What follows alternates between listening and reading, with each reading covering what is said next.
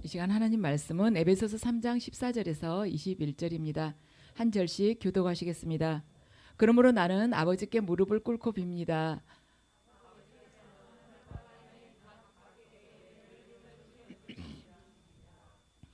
아버지께서 그분의 영광의 풍성하심을 따라 그분의 성령을 통하여 여러분의 속사람을 능력으로 강건하게 하여 주시고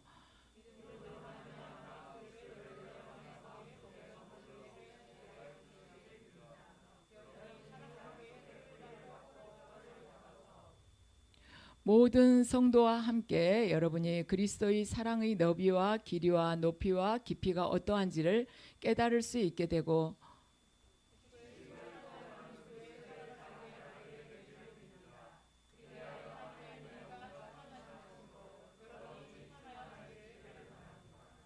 우리 가운데서 일하시는 능력을 따라 우리가 구하거나 생각하는 것 이상으로 더욱 넘치게 주실 수 있는 분에게 교회 안에서와 그리스도 예수 안에서 영광이 대대로 영원 무궁하도록 있기를 빕니다. 아멘. 네, 잠시 주님께서 허락하신 보혈의 은혜를 받으시겠습니다.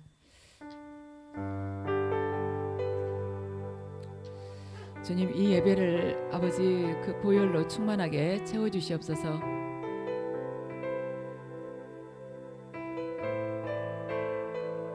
연약한 저희들 안에 있는 아버지 잘못된 생각들, 죄된 생각들을, 마음들을 또한 아버지의 보혈로 씻어주셔서 이 예배를 통해서 주님의 사랑과 깊이와 사랑의 깊이와 넓이와 높음과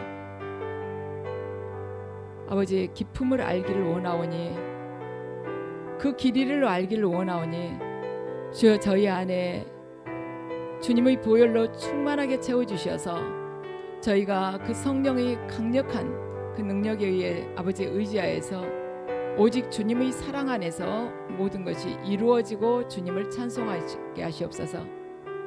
예수 그리스도의 보혈의 능력에 의해서 선포하노니 각자의 마음속에서 불신을 주는 어둠의 영들은 떠나갈지어다. 예수 그리스도의 보혈의 능력에 의지하여 선포하노니 우리 모든 가족들 또한 가정을 잡고 있는 어둠의 세력들은 떠나갈지어다. 예수 그리스도의 보혈의 능력에 의지하여 선포하느니 이곳에 있는 이세벨의 영 또한 예배를 방해하는 어둠의 영들은 모두 떠나갈지어다. 예수 그리스도의 영광이 이곳에 충만하노라.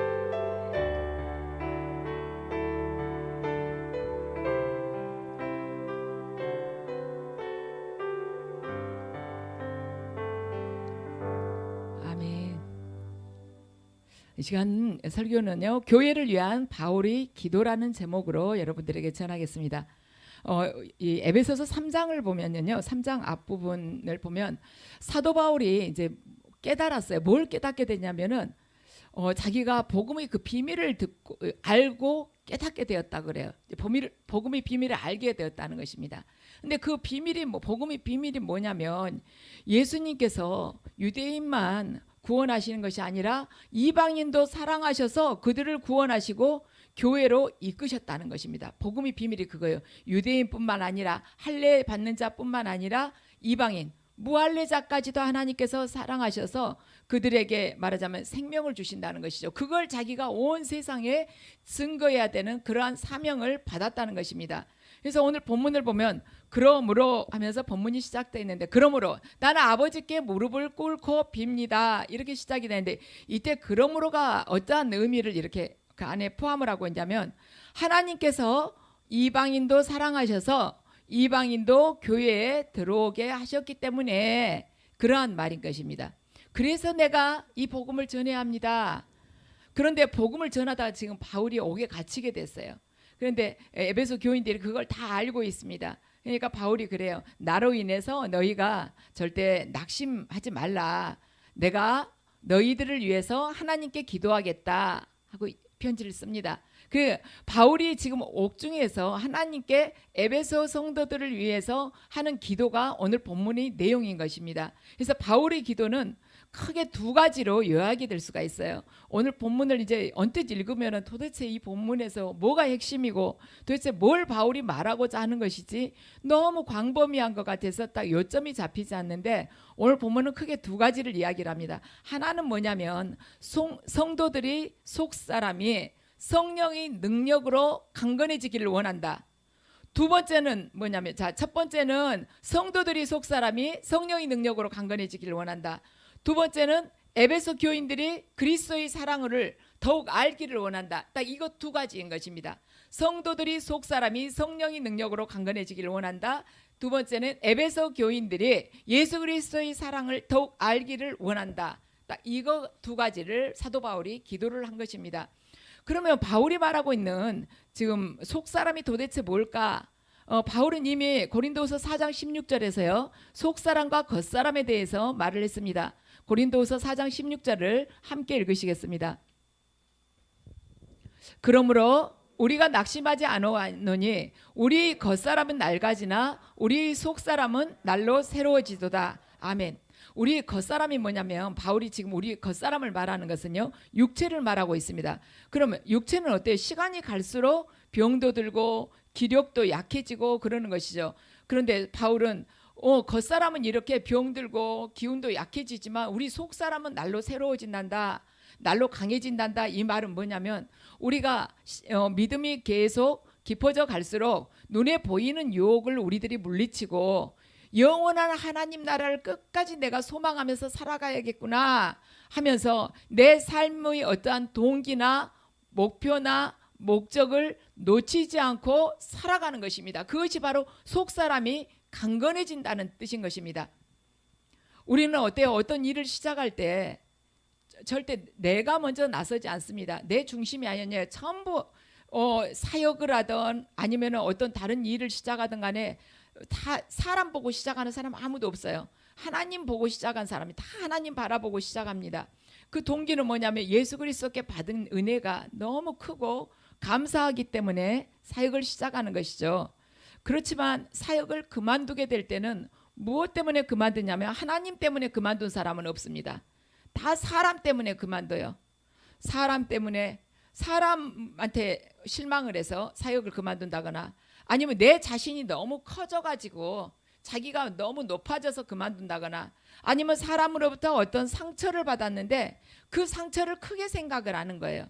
그래서 도저히 나 정말 너무 상처받아가지고 더 이상은 못 있겠다 하고 그만둔다거나, 아니면은 남들한테 인정받고 싶었는데 인정받지 못해서 그만둔다거나, 아니면은 내가 어떤 일을 열심히 했어요. 교회에서 어떤 일을 열심히 했는데 열매가 없는 것입니다. 그러니까 낙심하고 그만둔다거나, 아니면은 교회 안에서도 다른 성도의 정말 크리스찬다운 못한 그런 모습, 은혜되지 않는 모습, 그걸 보고 실망해가지고 그만둔다거나, 그러한 이유들이 많습니다. 아무도요 처음에 사역을 한다거나 뭐 어디에 헌신할 때 다 사람이 아니라 하나님 보고 시작을 했지만 그만둘 때는 자기 자신 아니면은 사람으로 인해 가지고 그만두게 된다는 것입니다. 그 이유는 뭐냐? 딱 하나예요. 속사람이 강건하지 않기 때문입니다. 속사람이 아직 성령 충만하지 않기 때문에 그렇게 중도 하차를 하는 거예요. 성령 충만하면 왜 내 의가 그렇게 커지며 누구한테 상처를 받아도 왜 그냥 깽깽하면서 금방 쓰러지겠습니까? 그러지 않아요? 속사람이 강건하면 왜 남한테 그렇게 좌지우지 되겠습니까? 내 자신 하나 성질도 아침 저녁으로 바뀌는데 왜 남의 말에 그렇게도 쉽게 흔들리겠습니까? 누가 말을 한다 할지라도 그러나 보다 하고 넘어가면 되는데 그냥 그걸 곱씹고 묵상하고 금식하고 이러면서 그냥 자기 걸로 만들어버리는, 그러니까 하다가 그만둔 것입니다. 너무 힘들어가지고. 그래서 우리를 지금부터 자꾸 우리 자신을 한번 봐요. 나 왜 교회 다니지? 오늘 왜 내가 이 예배에 참석을 했지? 내 삶은 지금 어떤 것인가? 내 삶이 진짜 성령의 능력으로 지금 강건한 것인가? 그걸 한번 내가 구원을 정말 경험한 사람이라면 그때의 그 뜨거움, 사랑, 그걸 내가 지금도 유지하고 있는가? 그때 같아서 모든 사람 다 가슴에다가 다 품죠. 근데 이제 점점 이게 점점 약해지니까 점점 성령이 소멸돼 가니까 그냥 조금 바늘로만 한번 살짝 스쳐갔다 해도 그냥 먼저 눕고 그냥 전화도 안 받고 이렇게 되는 거예요. 근데 바울이 에베소 성도들에게 그런 거죠. 너희들이 성령의 능력으로 강건하게 되길 원한다. 이 말이 왜 에베소 성도들에게만 하는 이야기겠습니까? 우리들에게도 똑같이 지금 하나님께서 주시는 말씀인 것입니다. 너희들 속 사람이 성령의 능력으로 강건해지기를 원한다. 강건해지면은 어떤 것에도 우리가 넘어지지 않는다는 것입니다. 리처드 범브란트는요, 루마니아 출신의 목사입니다. 그런데 루마니아에 공산 정권이 들어오면서 공산주의 그 핍박을 받으면서 굉장히 장기간 투옥이 되어 있어서 14년 정도 투옥이 되어 있었습니다. 근데 그 공산당들이 예수는 없다, 말하자면 예수에 대해서 계속 부인을 하라고 한 것입니다. 그리고 그 지하교회에서 나하고 같이 예배드렸던 그 성도들 이야기를 하고 그 교회의 이름을 말을 해라 하고 계속해서 고문을 한 것입니다. 14년간.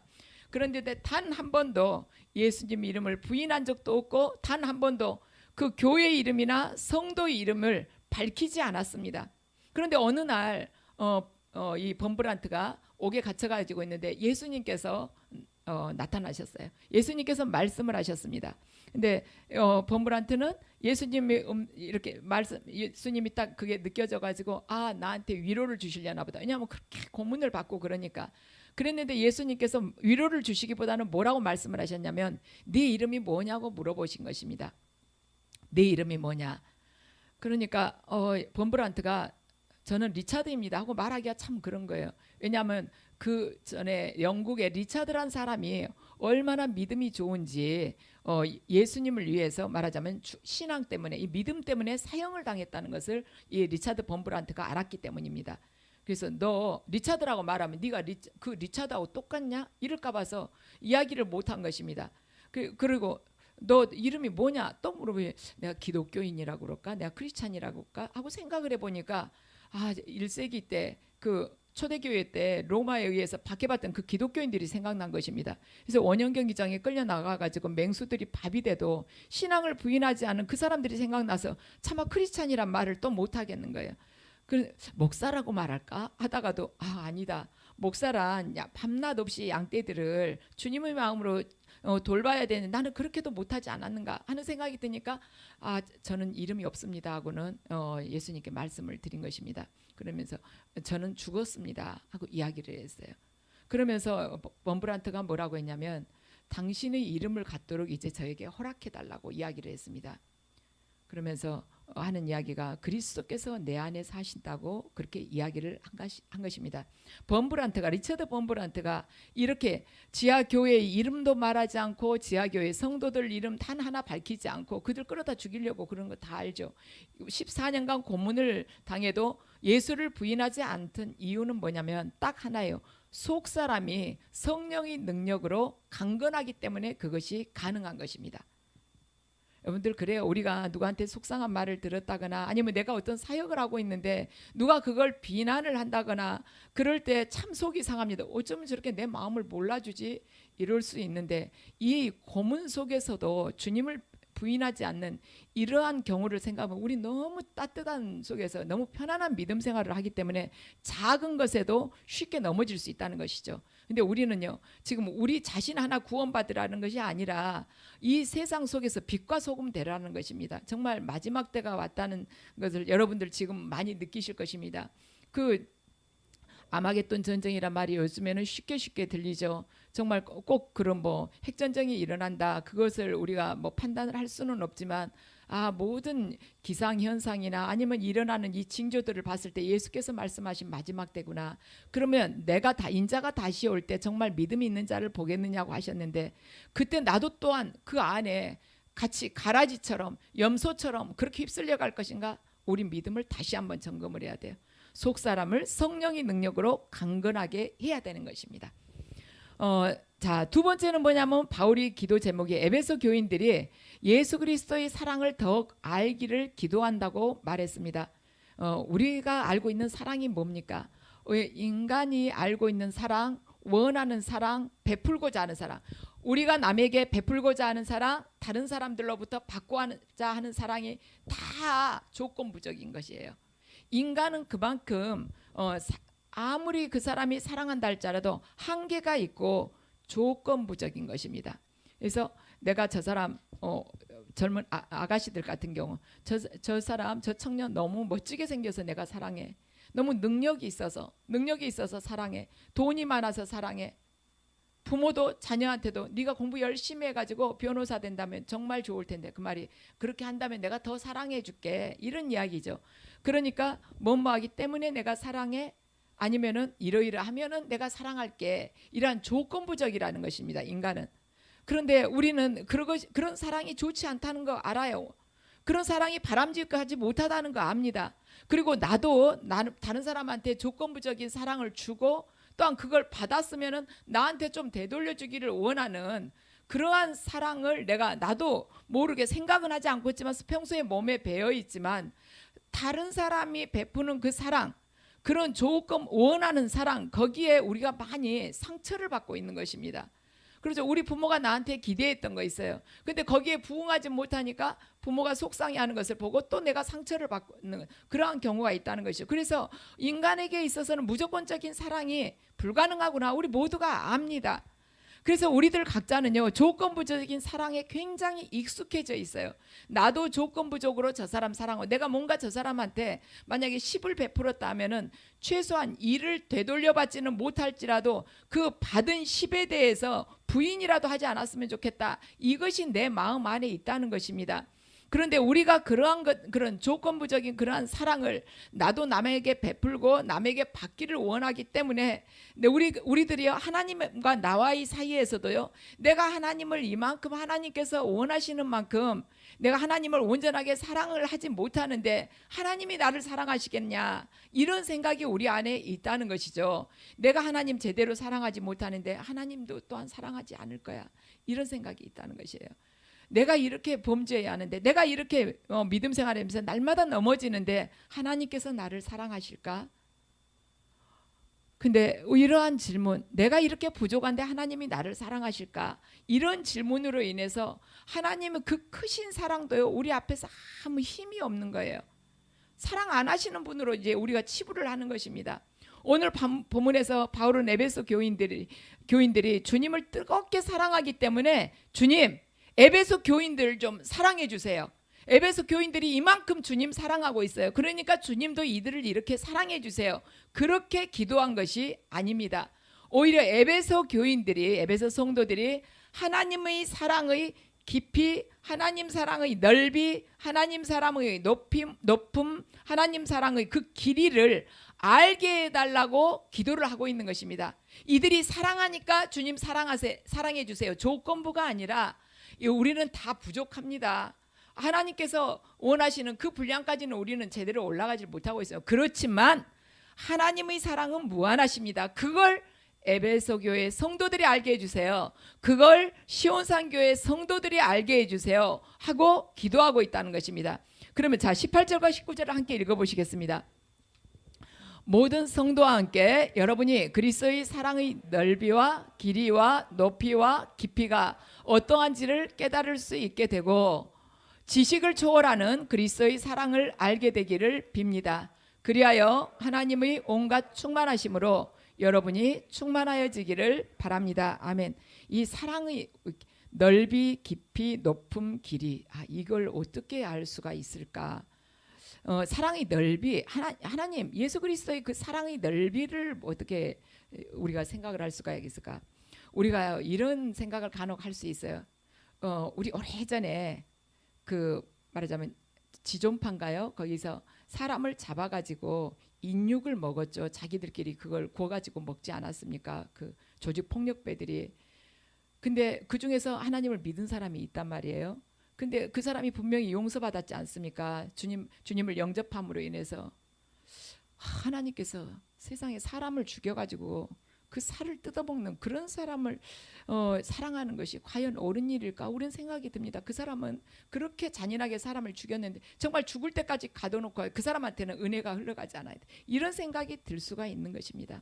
그런데 그때 그 하나님 그들까지 사랑하시는 하나님 그 사랑의 넓이를 우리가 깨닫자는 것입니다. 하나님 사랑의 넓이에는 제한이 없어요. 왜냐하면 강도나 창녀나 이방인이나 유대인이나 어떤 계층도 구분이 없는 것입니다. 그러니까 계시록 사도 요한은 계시록 7장 9절을 통해서 전하고 있습니다. 계시록 7장 9절을 읽겠습니다. 이 일 후에 내가 보니 각 나라와 족속과 백성과 방언에서 아무도 능히 셀 수 없는 큰 무리가 나와 흰옷을 입고 손에 종려가지를 들고 보좌 앞과 어린 양 앞에 서서 아멘. 각 족속과 백성과 방언, 그 능히 셀 수 없는 무리들이 그렇게 나왔다는 것입니다. 그 말하자면 종족을 초월해서 유대인이든 이방인이든 할례받으자든 무할례자든 그걸 다 초월해서 하나님께서는 회개하고 당신을 찾는 자들을 다 구원해 주신다는 것이죠. 그 사랑의 넓이라는 것입니다. 하나님 사랑의 길이라는 것이 뭔가, 우리는요 내가 죄를 반복을 하면은요 하나님께서 나를 더 이상 사랑하시지 않을 것 같아요. 내가 지난번에 회개했는데 또 다시 그 죄를 범합니다. 하나님께서 실망해서 이제는 사랑하시지 않을 것 같고, 하나님께서 내가 어떤 일을 닥쳐도 하나님께서 내 편이 되어주시지 않을 것만 같다는 그런 두려운 생각이 들 때가 있습니다. 근데 예레미야는 31장 3절을 통해서 하나님의 말씀을 전하고 있습니다. 함께 읽으시겠습니다. 옛적에 여호와께서 나에게 나타나서 내가 영원한 사랑으로 너를 사랑하기에 인자함으로 너를 이끌었다 하였노라. 아멘. 영원한 사랑으로 우리들을 사랑하신다는 것입니다. 그래서 인간은 쉽게 꼭 그 노란색 있죠. 옛날에 라면 끓이면 노란 그 양은 냄비 같이 쉽게 끓고 쉽게 식어버려요. 사랑이라고 해도요. 그렇지만 하나님께서 일단 사랑을 하시면 영원하게 살아가신다는 것입니다. 우리는 변할 수 있지만 하나님은 변하지 않으시는 분이신 것입니다. 이것이 바로 사랑의 길이를 의미한 것이죠. 그 다음에 사랑의 깊이는 어떤 것인가? 하나님께서는요 나만 아는 그 끔찍한 죄가 있어요. 그런데 나만 알고 있는 그 끔찍한 죄를 하나님께서 용서해 주실까? 이런 생각이 들 수 있죠. 하나님께서 정말 이걸 도말해 주실까? 내가 어느 누구에게도 말할 수 없는 이 죄를 용서해 주실까 하는 그런 의심과 불안이 우리가 만약에 생긴다면 이것만큼은 안 될 거야. 왜냐하면 이전에 말하자면 조직폭력배 같은 경우는 하나님을 몰랐기 때문에 그렇게 잔인한 범행을 저지를 수 있지만 나는 교회 다니면서도 이런 범죄를 말하자면 행했기 때문에 안 될 거야. 그러한 마음, 그리고 그렇게 해서 하나님 앞에 나올 수 없을 것 같은 그런 마음이 들 때는 저와 여러분 모두가 하나님 사랑의 그 깊이를 묵상해 보시기를 축원합니다. 이 사랑의 깊이를 어떻게 알 수 있냐? 예수 그리스도께서 낮아지심을 보면 알 수가 있어요. 그만큼 깊이 예수께서 내려오셨다는 것입니다. 예수 그리스도께서는 천한 인간의 몸을 입고 이 땅에 오셨고 십자가에서 죽으심으로 음부에까지 떨어지셨습니다. 땅에만 내려오신 게 아니라 음부까지 떨어지셨어요. 성경에 보면 구덩이에 들어간 사람 많습니다. 창세기 요셉도 구덩이에 들어갔고 예레미야도 그 구덩이에 들어갔어요. 요나는 물고기 뱃속에 들어갔다가 나왔습니다. 이 사람들 모두가 이웃의 가까운 사람들이 모함을 받아서 구덩이에 들어갔거나 아니면 자기의 죄로 인해서 물고기 뱃속에 들어간 사람입니다. 그렇지만 예수님께서는 우리를 사랑하셔서 이 비천한 이 땅에 오셨고 또다시 음부에까지 내려가신 분이시라는 것이죠. 그걸 보면은 그분이 사랑이 얼마나 깊은지, 저 하늘 위에 있었던 분이 이 땅에 오신 것만도 우리가 정말 몸둘 바를 모르는데 거기서도 또 음부까지 내려가셨다는 것입니다. 바로 하늘에서 그 음부까지 내려가신 그것이 예수 그리스도의 사랑의 깊이라는 것입니다. 그럼 사랑의 높이, 하나님께서 나를 사랑하시는데 나는 왜 이렇게 힘들지? 왜 항상 고통스럽고 어디 가면은 나는 항상 소외되지? 나는 왜 이렇게 삶 속에서 항상 초라하게 살아야 되지? 이런 생각이 들 때가 있고 또 어쩔 때 원망이 생기려고 그래요. 그럴 때는 저와 여러분 모두가 하나님께서 예수 그리스도를 통해서 우리를 영광스러운 것으로 올려주셨다는 것을 꼭 기억을 하시면은 이 원망하려고 했던 마음이 떠나가게 될 것입니다. 하나님께서 예수 그리스도를 통해서 우리를 영광스러운 것으로 올려주셨다. 에베소서 2장 6절은 말씀을 합니다. 또 함께 읽으시죠. 또 함께 일으키사 그리스도 예수 안에서 함께 하늘에 앉히시니, 이 하늘은 보좌가 있는 하늘이에요. 그만큼 하나님의 그 사랑이 우리 안에서 높다는 거예요. 그 높은 사랑으로 우리를 사랑하세요. 어디까지? 보호자까지 끌어올리는 그 사랑. 그 사랑을 저와 여러분들이 항상 묵상하면서 느끼게 된다면은 우리는 어디 가서 내가 비천한 것 같고 소외된 것 같아도 절망하지 않을 것입니다. 원망하지 않을 거예요. 내가 아무리 초라해도 원망하지 않을 거예요. 왜냐하면 우리를 예수 그리스도와 함께 일으키사 예수 그리스도 안에서 하늘에 앉혀주셨기 때문입니다. 우리가요 어떤 분들이 간증을 보면 저기서 어떻게 살았을까 하는 생각이 들 때가 있어요. 저렇게 극심한 고통 속에서 어떻게 살아남았지 하는 경우가 있습니다. 그러면서 우리가 그걸 딱 그런 간증을 들을 때 느끼는 것이에요. 저분은 굉장히 주님을 많이 사랑하시구나. 저분이 주님을 향한 사랑 때문에 그 고난을 견뎌냈지 하고 우리는 그 간증을 들으면서 은혜를 받습니다. 그런데 그들이 간증을 할 때 하는 이야기는 뭐냐면 내가 주님을 이러이러하게 사랑했습니다 보다는 이 고난의 길을 이렇게 걸어올 수 있었던 것은 하나님께서 저를 그만큼 사랑하시고 은혜로 인도해 주셨기 때문입니다. 다 한결같이 그 간증을 합니다. 내가 하나님 사랑했기 때문에 내가 여기까지 온 것이 아니라 정말 부족하고 저는 이미 오래전에 신앙으로 보자면은 그 길을 갈 수가 없을 만큼 그만큼 미약한 믿음을 가진 자였는데 하나님께서 사랑하셨기 때문에 그분께서 성령의 강력한 능력으로 나를 인도해 주셨기 때문에 여기까지 왔다는 것입니다. 그래서 우리가 하나님을 사랑한 그것보다는 우리를 향한 하나님의 사랑을 우리는 그들의 간증을 통해서 알 수가 있다는 것이죠. 우리 또한 그러지 않습니까? 정말 힘든 시기에 숨이 딱 끊어지려고 그래요. 내가 도저히 이번 고통만큼은 이번 이 일만큼은 뚫고 나갈 수가 없다. 나는 더 이상 견딜 수가 없다. 나는 한계에 왔다 싶지만은 그 시간들이 뒤돌아보면 하나님께서 나를 사랑하셨기 때문에 그 길을 걸어온 것이 아니겠습니까? 그래서 우리가 그러한 걸 가만 이렇게 과거를 이렇게 돌이켜보면서 묵상을 하면 하나님의 사랑이 놀랍도록 내 삶 속에서 강권하시고 모든 것들을 인도하셨구나. 그걸 깨닫게 된다는 것입니다. 자, 19절을 함께 읽으시겠습니다. 지식을 초월하는 그리스도의 사랑을 알게 되기를 빕니다. 그리하여 하나님의 온갖 충만하심으로 여러분이 충만하여지기를 바랍니다. 아멘. 지식을 초월하는 이 지식이라는 건 뭐예요? 우리들이 조건부적인 사랑을 하고 있는 것, 인간들이 하고 있는 그 한계적인 그 사랑법, 그걸 초월하는 그리스도의 사랑을 저와 여러분이 알게 되기를 빈다고 지금 이야기를 하고 있습니다. 그래서 하나님의 온갖 충만하심으로 여러분이 충만하여지기를 바랍니다. 하나님께서 우리에게 요구하시는 것은요, 충만함입니다. 충만함. 이것은 신약 시대만 하나님께서 요구하신 것이 아니에요. 구약 시대에도 이미 하나님께서 수없이 반복해서 하신 말씀입니다. 레위기 19장 2절 말씀을 함께 읽으시겠습니다. 레위기 19장 2절 말씀입니다.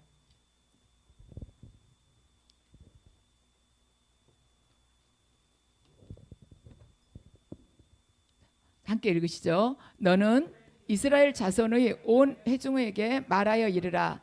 너희는 거룩하라. 이는 나 여호와 너희 하나님이 거룩함이니라. 아멘.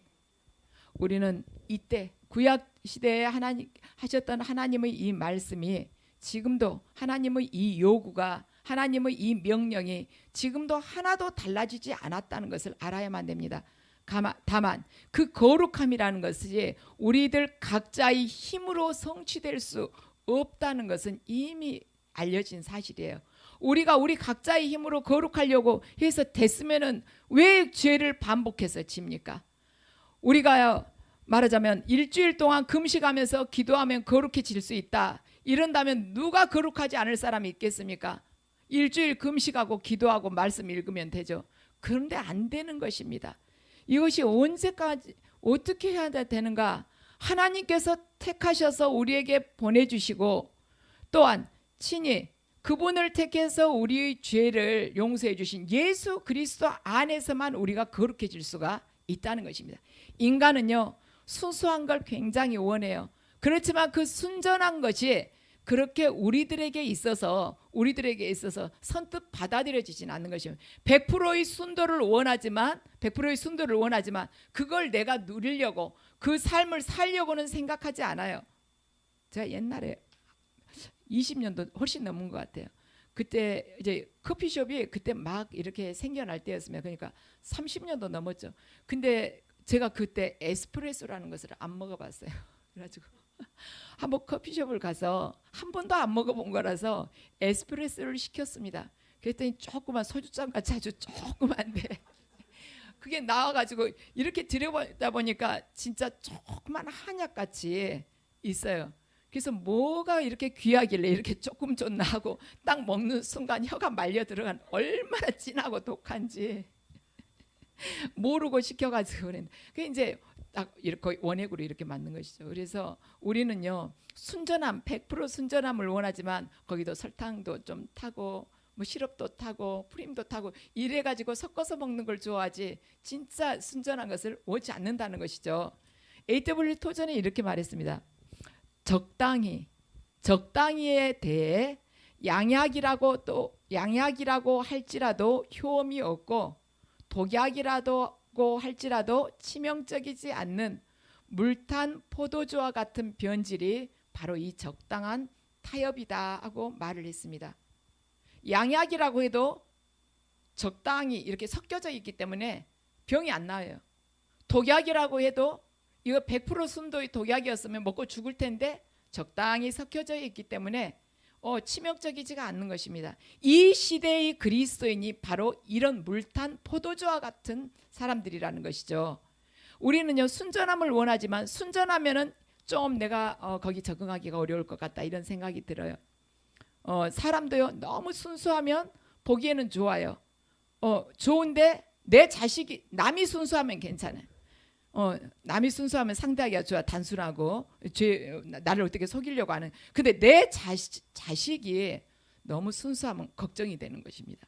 저래 가지고 세상 살겠나, 무엇을 해도 남한테 치이고 사업을 하면 반드시 사기를 당할 텐데 적당히 사기성이 있고 또 둘러붙이고 거짓말도 좀 할 줄 알고 꾀도 부리고 이래야지 살지, 이런 생각이 드니까 나하고 내 자신이나 내 자녀나 아주 가까운 사람에게는 적당히 좀 살았으면 좋겠는 거예요. 나도 마찬가지예요. 나도 말씀 그대로 살았다가는 한 달 못 가서 망할 것만 같습니다. 한 달 못 가서 이 자리에 없을 것 같아요. 그러니까 적당히 섞인다는 것이죠. 교회도 마찬가지예요. 정말 하나님 말씀대로 100% 하나님 말씀대로 우리가 가게 된다면 그 교회 성도들이 떠날 것 같다는 그런 두려움이 담임 목사의 마음속에는 있는 것입니다. 도대체 몇 명이나 남을까? 이 바늘귀 같은 데서 하나님의 말씀, 정말 낙타가 바늘귀 껴가는 것처럼 쉽지는 않잖아요. 그런데 그 안에 몇 명이나 남지? 그럼 나는 어떻게? 이런 생각이 든다는 것이죠. 그렇지만 하나님은 이 거룩함, 충만함을 원하시는 것입니다. 저는 우리 교회가 하나님 말씀대로 충분히 가능하다고 봐요. 왜냐하면 숫자가 적기 때문에 많으면 아무튼 가능성이, 변수가 많잖아요. 그런데 적기 때문에 우리들 한 사람 한 사람이요, 참 오직 나 하나님만 생각한다, 말씀대로만 살아가야겠다 하면 저희 교회는 적어도 영광이 충만하리라고 저는 믿습니다. 왜냐하면 하나님은요, 사람 많아야지 그분이 영광이 충만한 것이 아니라 단 한 명이라 할지라도 100% 순도를 가진 자, 100% 믿음을 가진 자라고 하면 그 안에 아버지께서 그 충만하심으로 항상 함께 하실 것이기 때문입니다. 우리 다 힘을 내야 돼요. 왜냐면 왜 적지, 그럴 게 아니라 적으니까 더 할만하다. 왜냐하면 이 안에서 더 높은 순도로 우리가 더 끌어올라갈 수 있지 않습니까? 내가 미혹받을 그런 가능성이 훨씬 적은 거예요. 적으면 적을수록. 그리고 적으니까 눈에 더 잘 띕니다. 그러잖아요. 많으면 섞여가지고 군중 속에서는 누가 잘한지 잘못한지, 누가 도둑질을 하는지, 누가 사기를 치는지 잡아내기 어렵잖아요. 근데 적은 숫자에서는 너무 투명하게 잘 보이잖아요. 내 죄도 잘 보여요. 금방금방 눈에 띕니다. 소란스럽지가 않으니까. 그래서 제가 오늘 이 설교 준비를 하면서 우리 교회는 충분히 가능성이 있다, 말씀대로 그대로 나아가게 된다면 우리 교회는 충분히 승리할 수 있다, 그런 생각이 들었어요. 주님, 그 성령의 강력한 그 능력이 우리에게 부어지고 또 하나님의 사랑의 그 깊음, 높음, 그 길이, 그 모든 것, 넓음, 그런 것을 우리가 깨달아 가지고 그걸 감사하면서 그 안에서 사랑하게 된다면 반드시 충만함이 우리 안에 이렇게 거한다는 것입니다. 여러분들도 기도하시니까 그걸 느끼시겠지만 저도 요즘에 그런 말하자면 그런 마음이 많이 든다는 거죠. 우리 교회가 지금 꽃으로 보자면 이렇게 꽃이 피려면 봉우리가 딱 이렇게 지잖아요. 봉우리가 생겨가지고 이렇게 벌어지잖아요. 그죠? 벌어지기 바로 직전이구나. 지금 막 벌어지려고 이렇게 파르르 떨면서 이파리가 이렇게 되려고 하는 그 순간이구나. 요즘 계속 그 마음이 들어오는 것입니다. 그러면서 이제 하나님께서 이제 주님 앞에 온전하게 선 자, 그 자들, 그 마음의 중심이 하나님께서 기뻐하시는 그 자들에게 지금 이제 꽃이 필 것처럼 이렇게 은혜를 부어주시겠구나, 그걸 느끼거든요. 그런데 저는 정말 그걸 오늘 참 이 설교를 준비하면서 많이 희망이 있었어요. 뭐냐면 숫자가 많지 않으니까 우리가 100% 말씀대로 살아가는 거예요. 각자, 여러분들, 저와 여러분 각자가 말씀대로 정말 온전히 말씀하고 하나가 되는 거예요. 그렇게 할 때 하나님의 충만함이 저와 여러분 안에 넘치게 된다는 것입니다. 주기철 목사님이 마지막으로 이런 기도를 하셨어요. 의에 살고 의에 죽게 하옵소서. 사람이 나라의 신민이 되어서는 충절의 의가 있고 부부가 되어서는 정절의 의가 있듯이 그리스도인은 주님을 향한 순결의 의가 있습니다. 꼭 의에 살고 의에 죽게 하옵소서. 저와 여러분 모두 이 기도가 되기를 간절히 축원합니다. 우리들 주님을 향한 그 순결의 의, 그 의에 살고 의에 죽는 자, 그리하여 해서 예수 그리스도로 충만한 자, 그렇게 됐을 때 하나님께서 우리를 통해서 영광을 받으시는 것입니다. 하나님 앞에 바르게 살려면 어떻게 살아야 되는가? 내가 마음 딱 잡고 결심하고 막 부르짖고 기도하면 바르게 살아지냐? 그것이 아니라 사도 바울이 오늘 본문을 통해서 주님의 뜻을 전하기는 하나님의 성령이 너희의 속사람을 그 능력으로 강건하게 하고 너희가 예수 그리스도의 사랑을 깨달아서 그 사랑의 넓이와 깊이와 길이와 높음을 더욱 알기를 원하고 너희들이 그 사랑을 느끼고 살아가게 된다면 너희들이 반드시 하나님 앞에서 충만한 자로, 하나님의 그 충만하심이 너희 삶 속에 임하는 그러한 자로 살아가게 될 것이라고 사도 바울은 지금 우리들에게 전하고 있는 것입니다. 그래서 저와 여러분 모두가 이 말씀을 읽고 스쳐 지나가는 것이 아니라 삶 속에서 반드시 그것이 녹아서 우리의 삶으로 증거되는 그런 삶이 되시기를 주님의 이름으로 축원합니다. 우리 오늘 결심합니다. 이제는 정말 100% 온전하게 하나님의 말씀과 일치된 삶을 살아가리라. 하면서 우리 그 마음을 담고 말씀으로 일치된, 말씀으로 충만한 삶을 살아가리라 결심을 하고 이 시간 기도 올리시겠습니다.